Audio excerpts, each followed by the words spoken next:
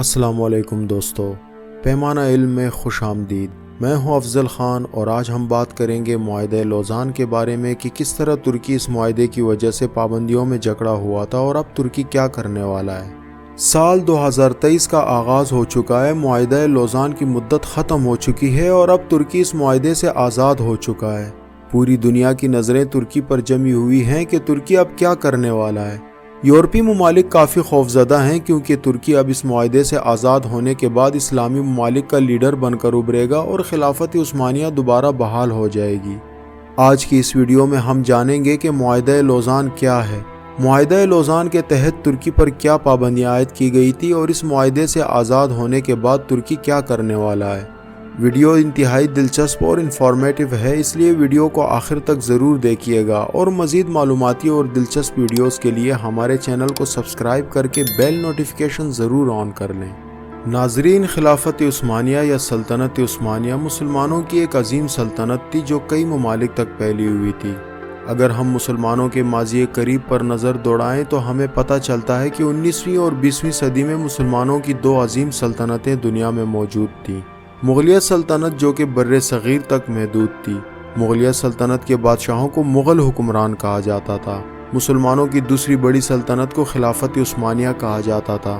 یہ مسلمانوں کی ایک عظیم الشان سلطنت تھی جو کہ 50 ممالک تک پھیلی ہوئی تھی۔ اس سلطنت کے بادشاہوں کو عثمانی حکمران کہا جاتا تھا۔ مسلمانوں کی یہ دونوں عظیم سلطنتیں کم و بیش 1000 سال تک قائم رہیں اور اسلامی نظام نافذ رہا۔ پوری دنیا میں مسلمانوں کے نام کا سکہ چلتا تھا اور مغربی ممالک مسلمانوں سے خوف کھاتے تھے، لیکن بدقسمتی سے یہ دونوں مسلمان حکومتیں ختم ہو گئیں اور مسلمانوں کا زوال شروع ہو گیا۔ بر صغیر میں مسلمانوں کی مغلیہ سلطنت 1857 میں ختم ہوئی اور خلافت عثمانیہ 1923 میں ختم ہوئی۔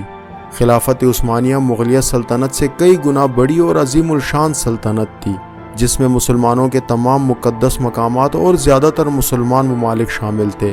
یہ سلطنت 3 براعظموں پر پھیلی ہوئی تھی۔ افریقی ممالک سوڈان سے لے کر وسطی ایشیائی ممالک ازبکستان اور آذربائیجان تک تمام ممالک اس سلطنت کا حصہ تھے۔ سعودی عرب سمیت تمام عرب ممالک بھی اس سلطنت کا حصہ تھے۔ اس سلطنت کی باغ ڈور ترکی کے ہاتھ میں تھی اور اس کا دارالخلافہ پہلے برسا اور بعد میں استنبول بنا۔ 1914 میں جنگ عظیم اول شروع ہوئی۔ اس جنگ میں بہت سے یورپی ممالک شامل تھے۔ ترکی بھی چونکہ یورپ میں ہی واقع ہے، اس لیے ترکی کو ایک عظیم الشان سلطنت ہونے کی وجہ سے جنگ میں شرکت کرنا پڑی۔ یہ جنگ 5 سال تک جاری رہی، لیکن بدقسمتی سے ترکی جن ممالک کا ساتھ دے رہا تھا ان کو شکست کا سامنا کرنا پڑا۔ فاتحین ممالک نے خلافت عثمانیہ کے بہت سے ممالک پر قبضہ کر لیا اور جنگ کو ختم کرنے کے لیے بہت سے معاہدات ہوئے، جن میں سے ایک معاہدہ لوزان بھی ہے، لیکن معاہدہ لوزان سے بھی پہلے کئی معاہدے ہوئے۔ سب سے پہلے معاہدہ سیورے ہوا۔ خلافت عثمانیہ کے حکمرانوں نے 10 اگست 1920 میں معاہدہ سیورے کی سخت شرائط کو قبول کرتے ہوئے اپنی سرزمین کے بڑے حصے جس میں شام، عراق، تیونس، الجزائر، لیبیا اور سعودی عرب جیسے ممالک کو 3 مغربی ممالک برطانیہ، فرانس اور اٹلی کے حوالے کر دیا تھا۔ عوام نے نہ صرف اس معاہدے کو مسترد کر دیا بلکہ خلافت عثمانیہ کے سلطان کے خلاف بغاوت کرتے ہوئے مصطفیٰ کمال اتاترک کی قیادت میں عوامی فوج تشکیل دی اور ملک میں جنگ نجات یا جنگ آزادی کا آغاز کر دیا۔ ملک کی آزادی کے جذبے کے ساتھ لڑی جانے والی جنگ نجات کے دوران اتحادی ممالک کو کئی ایک محاذوں پر شکست ہوئی اور مصطفیٰ کمال پاشا کی فوج کو فتح حاصل ہوئی۔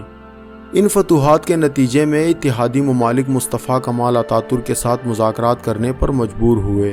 مصطفیٰ کمال اتاترک لکھتے ہیں کہ اتحادی ممالک نے ترکی کو 4 بار امن مذاکرات کی پیشکش کی اور انہوں نے 3 بار ترک قوم کی خواہشات کا احترام نہ کرنے پر اسے مسترد کر دیا۔ تاہم چوتھی بار ترک قوم کی خواہشات کا احترام کرنے پر سوئٹزرلینڈ کے شہر لوزان میں امن مذاکرات میں شرکت کرنے کی حامی بھری۔ ابتدا میں ان مذاکرات میں ترکی کے لیے مشکلات کڑی کیے جانے پر ان مذاکرات کا بائیکاٹ کر دیا، جس پر دوبارہ سے شروع ہونے والے مذاکرات کے نتیجے میں جولائی 1923 میں سوئٹزرلینڈ کے شہر لوزان میں لوزان امن معاہدہ طے پایا۔ اس معاہدے پر ترکی، برطانیہ، اٹلی، فرانس، یونان، رومانیہ، بلغاریہ، پرتگال، بیلجیم اور یوگوسلاویہ کے نمائندوں نے دستخط کیے۔ اس معاہدے کی رو سے ترکی کی خلافت عثمانیہ بالکل ختم ہو گئی۔ ترکی کی حکومت مصطفیٰ کمال اتاترک کو سونپ دی گئی۔ مسلمانوں کے مقدس مقامات یعنی مکہ اور مدینہ کو آل سعود کے حوالے کر دیا گیا۔ یہ معاہدہ آنے والے 100 سال تک مؤثر تھا، یعنی 2023 میں یہ معاہدہ غیر مؤثر ہو جائے گا اور معاہدے کی تمام شرائط بھی ختم ہو جائیں گی۔ دوستو، اس معاہدے کی شرائط میں ترکی پر بہت سی پابندیاں لگائی گئی ہیں۔